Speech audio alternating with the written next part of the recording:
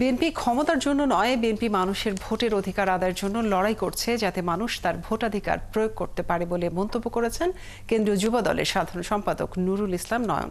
শুক্রবার বিকেলে নোয়াখালীর বেগমগঞ্জের এখলাসপুর বাজার, চৌমনি চৌরাস্তা ও মজুমদার হাট বাজারে কেন্দ্রীয় কর্মসূচির অংশ হিসেবে উপজেলা যুব দলের আয়োজনে লিফলেট বিতরণ করা হয়। সেখানে এই সভায় প্রধান অতিথির বক্তব্যে তিনি গেল 16 বছর বিএনপির নেতাকর্মীরা অনেক নির্যাতন সহ্য করেছে, এখন যে কোনো ভুলের কারণে এর সুফল থেকে বঞ্চিত না হয় সেদিকেও খেয়াল রাখার আহ্বান জানান।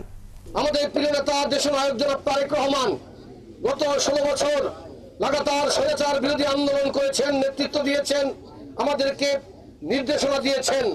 আজকে একটি পরিবর্তিত সময় এসে আমরা আশা করছি শীঘ্রই বাংলাদেশে একটি গ্রহণযোগ্য নির্বাচন হবে। সেই নির্বাচনে এদেশের মানুষকে শুধু আমরা এতটুকু বলবো, তারা ভোটাধিকার প্রয়োগ করবে।